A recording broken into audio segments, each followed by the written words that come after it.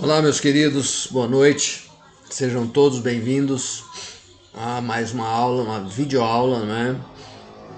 Que a gente vai tratar de dois assuntos. A gente vai falar sobre um princípio que existe em gestão ambiental, que é o princípio poluidor-pagador. E também que ontem saiu uma notícia interessante: o Senado aprovou o novo marco regulatório de saneamento, e isso foi para a sanção presidencial. Nós vamos também falar um pouco sobre do que trata esse marco regulatório, tá? Então, primeiro vamos falar um pouco sobre esse princípio poluidor-pagador, beleza? Bora lá?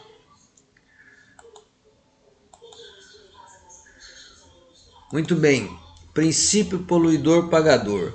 O que é que sugere isso, né? Isso, o próprio nome, esse princípio poluidor-pagador, sugere que quem faça a poluição pague por ela, né? É interessante porque a gente sabe que na maioria das vezes as pessoas só se mancam que não devem fazer determinadas atitudes quando isso vai gerar algum prejuízo financeiro, né? E esse princípio poluidor-pagador também é traduzido assim, ó: quem contamina paga. E isso é uma das normas de direito ambiental e é um instrumento importante de políticas governamentais. Por quê? Exatamente por isso que a gente falou. Por conta de que a gente fazendo essa alusão a quem contamina paga, as pessoas terão medo de contaminar, né?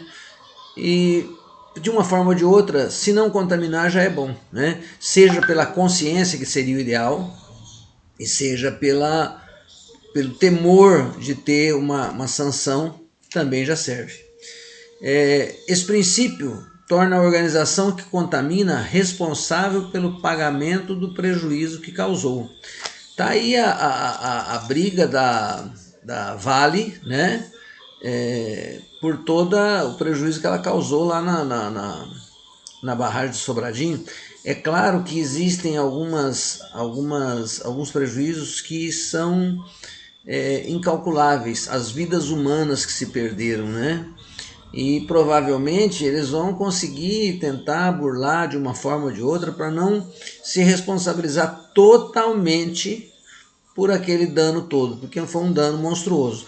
Mas é preciso que nós tenhamos ações fortes no sentido de coibir isso, tá? Isso originou, na verdade, uma recomendação da OECD, Organization for Economic Cooperation and Development, para que os países membros dessa organização adotassem o princípio em seus territórios. E o Brasil, como um dos signatários, né, dessa organização, incluiu esse conceito na Política Nacional de Meio Ambiente, a Lei 6938 de 1981. Veja que não é de hoje que nós temos legislação tentando proteger o nosso meio ambiente, né? A Constituição de 1988 também incorporou no seu texto aquele famoso artigo 225, parágrafo 2º, que diz que aquele que explorar recursos minerais fica obrigado a recuperar o meio ambiente degradado de acordo com a solução técnica exigida pelo órgão competente na forma da lei. A gente já falou, acho que já falamos sobre a rima, né? E exatamente sobre isso. Hoje qualquer obra que vá causar qualquer impacto ao meio ambiente é exigido que você tenha o estudo de impacto ambiental e o relatório de impacto ambiental, porque o relatório é quem vai propor uma solução técnica para que seja recuperado esse meio ambiente que foi degradado. Todo aquele que explorar recurso mineral fica obrigado, não é facultado, não, fica obrigado a recuperar o meio ambiente, tá? Isso é uma medida impositiva, cogente, não é eu quero ou não quero, não, você vai ter que fazer. O artigo 225 também, parágrafo 3º, diz um negócio também muito sério, ó. As condutas e atividades lesivas ao meio ambiente sujeitarão os infratores, pessoas físicas ou jurídicas, às sanções penais e administrativas, independente da obrigação de reparar os danos. Significa dizer o quê? Significa dizer que além da obrigação de reparar esse dano que eles causaram, ainda ficarão sujeitos a sanções penais e administrativas. Crime, tá? E no caso de pessoa jurídica, os seus diretores respondem por isso, tá?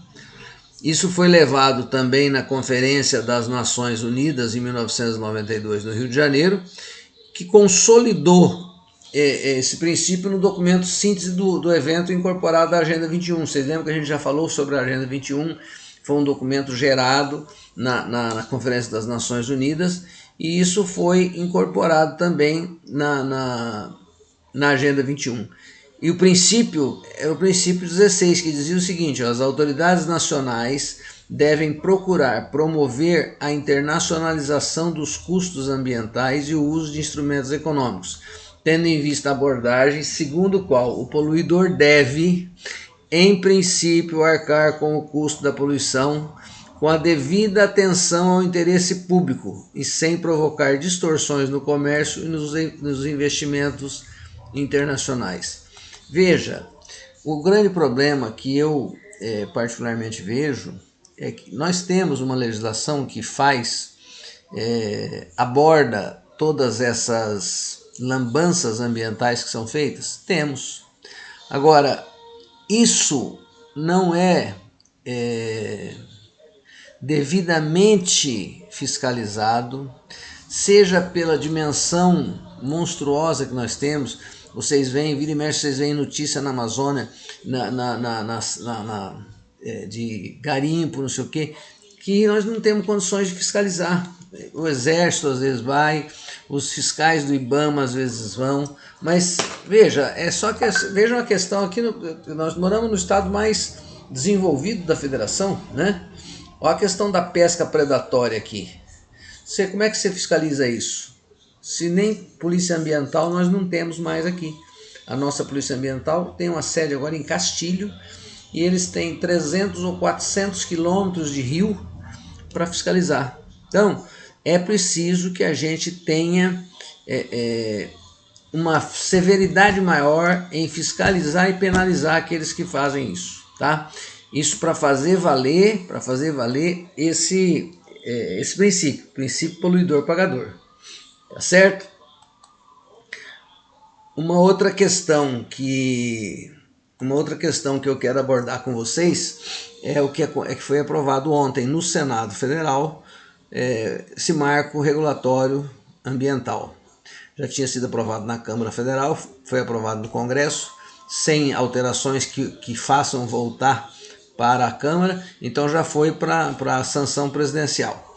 E eu elenquei aqui alguns itens do projeto para a gente falar sobre eles. Projeto do novo marco regulatório de saneamento.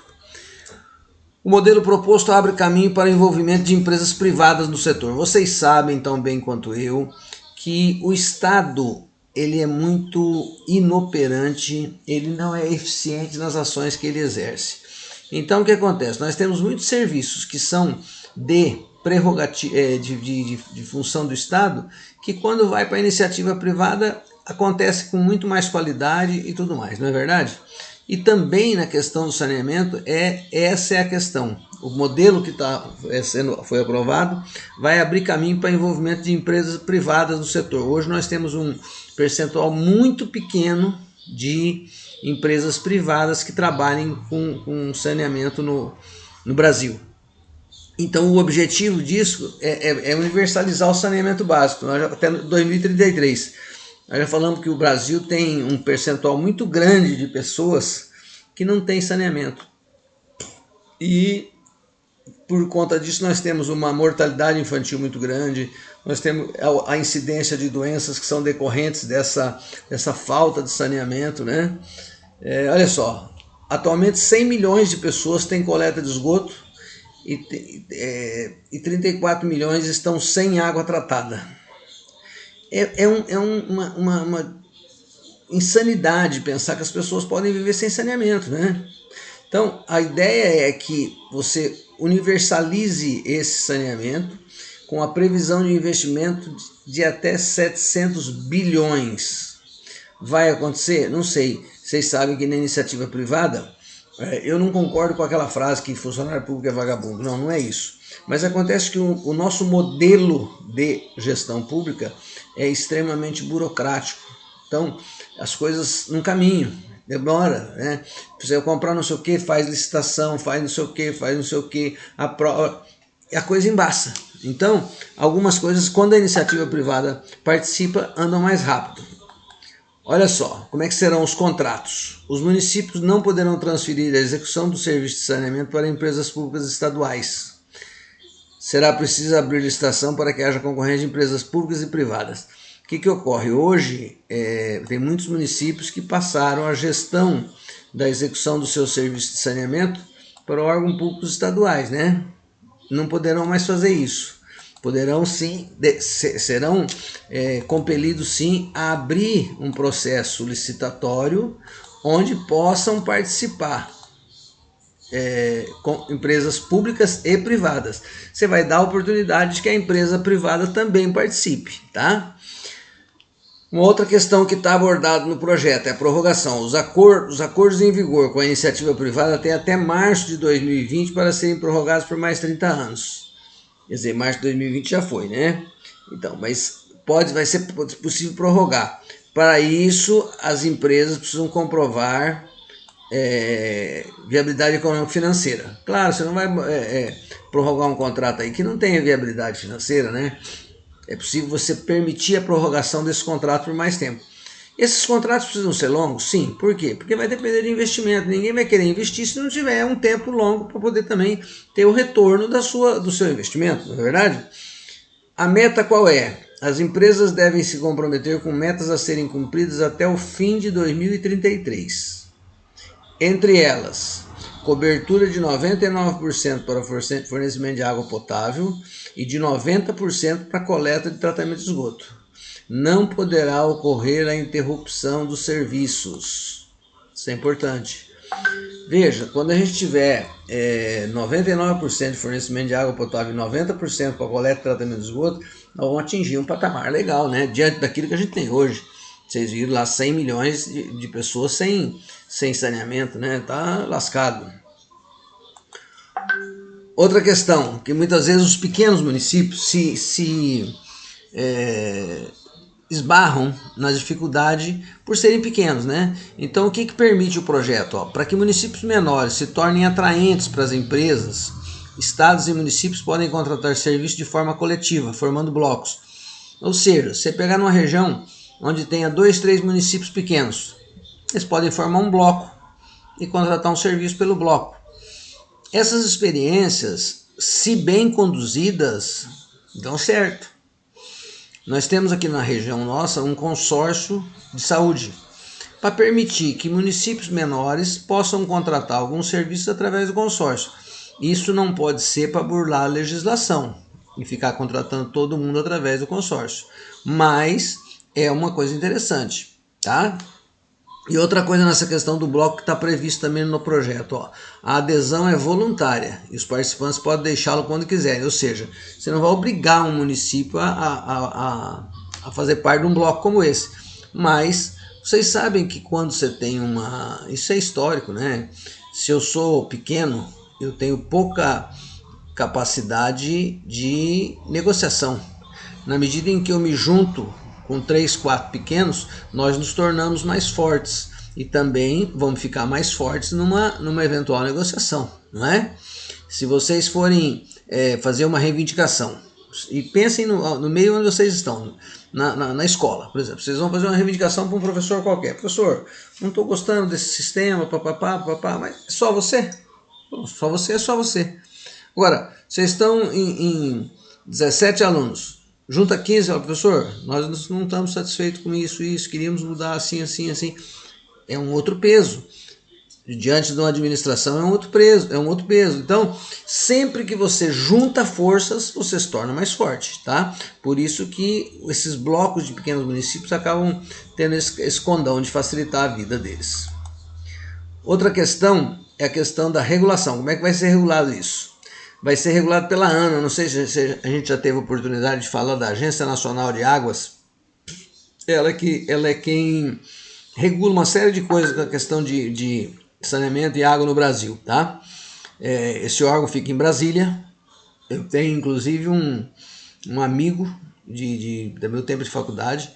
Ele era um ano, acho, na minha frente. A gente jogava basquete junto e ele tá na ANA desde que ele formou. Se não aposentou, que faz muito tempo que eu não o vejo, mas pelo menos há uns 30 anos ele está lá. E aí o projeto diz que o órgão, que é a ANA, poderá oferecer ajuda técnica e financeira para os municípios e blocos de municípios implementarem planos de saneamento básico. Gente, é preciso ter saneamento básico e é preciso que tenha esses planos de saneamento para que a gente possa começar a melhorar a qualidade de vida das pessoas, né? A lei ainda diz o seguinte, que será criado o Comitê Interministerial de Saneamento, sob a presidência do Ministério do Desenvolvimento Regional, com o objetivo de assegurar a implementação da Política Federal de Saneamento Básico e de coordenar a alocação de recursos financeiros. Esse comitê vai juntar, provavelmente, vários ministérios que poderão, não adianta tocar que eu não vou atender, que poderão, que vão alocar recurso, que vai coordenar essa alocação de recursos, para que possa fazer, assegurar essa implementação. Os municípios muitas vezes vão precisar de dinheiro para implementar isso, né? E financiamento e tudo mais. E aí os ministérios envolvidos que vão organizar esse comitê, tá certo? Outra questão que a lei aborda, subsídio. Importante também, famílias de baixa renda poderão receber subsídios para cobrir os custos de fornecimento do serviço de saneamento. Muitas vezes uma família não vai ter condições dela pagar a ligação, pode receber um subsídio, o governo federal subsidiar isso para que se instale. Poderão ter gratuidade na conexão à rede de esgoto. Agora, é claro, gente, eu fico vendo aqui, pensando numa coisa aqui. Eu acho que precisa ter essa questão do subsídio para que as pessoas possam finalmente ter saneamento, mas as pessoas usarem o saneamento também com parcimônia, usarem com cuidado, né? Por exemplo, eu vejo muitas coisas aqui em todas as cidades, o pessoal descarrega tudo na rede de esgoto. Não. É a mesma coisa da rede de água, da rede de água pluvial aí. Você joga tudo para a água levar embora. Não é assim. A questão é a gente ter um pouco mais de consciência daquilo que eu posso fazer com o serviço que eu tenho à disposição, né? Outra questão que foi abordada é a questão da cobrança de tarifa. Os municípios do Distrito Federal passarão a cobrar tarifa sobre serviços urbanos. Tem que cobrar a tarifa. Não existe serviço gratuito. Aos serviços urbanos, entre eles estão poda de árvores, varrição de ruas e limpeza de estruturas de drenagem e água de chuva. Isso que eu digo para você, essas estruturas de drenagem hoje é um problema sério, né? Vive entupindo. Por que vive entupindo? Porque a Valéria varre a rua dela lá, a calçada dela lá em Suriminúcia e joga para o sistema de drenagem. Muitas vezes a água não consegue levar isso tudo. Quando leva, vai poluir o rio. E aí começa a entupir, começa a dar enchente. Então é preciso que alguém mantenha isso limpo. E para manter isso limpo tem custo. Então vai permitir que os municípios cobrem tarifa. Claro que essas tarifas devem ser condizentes com o serviço prestado e ter um efeito aí pedagógico para as pessoas fazerem as coisas bem feitas, tá certo? E eu deixei para o final aqui um item que a lei aborda, que é a questão do lixão. Esse marco estabelece um prazo para que as cidades encerrem lixões a céu aberto. Nós ainda temos muito, lixão a céu aberto. Vai estabelecer um prazo. E esse prazo está estabelecido assim, para capitais e regiões metropolitanas, o prazo vai até 2024. Com cidades com mais de 100 mil habitantes, até 2022. Entre 100 e 50 mil habitantes, até 2023. E inferior a 50 mil, até 2024. Gente, nós já tivemos uma outra legislação que previu que tinha um prazo para que as cidades acabassem com os lixões a céu aberto. O que acontece? Os administradores públicos se preocupam muito mais em recapear uma rua do que em organizar seu lixão. O lixo não aparece para o eleitor, via de regra, está lá fora da cidade, mas está comprometendo a vida de todo mundo que está na cidade, seja pela contaminação das águas, profundas, seja pela contaminação de rios, seja pela disseminação de doenças. Então a gente precisa ficar muito atento a isso. E fazer, estabelecido esse marco, é preciso que se cumpra. O município que não cumprir tem que ser sancionado, tem que ser penalizado, porque só assim que nós teremos um saneamento melhor nesse país. Chique, vamos ver esse projeto foi aprovado no Senado, mas ele vai para a sanção presidencial. Precisa ver se o presidente vai sancionar como foi, ou se ele vai vetar alguma coisa, né? Mas assim que for sancionado, a gente discute exatamente o que foi sancionado, ou o que foi revogado, ou o que o presidente vetou, né? E aí a gente fala um pouco mais sobre isso, tá bom?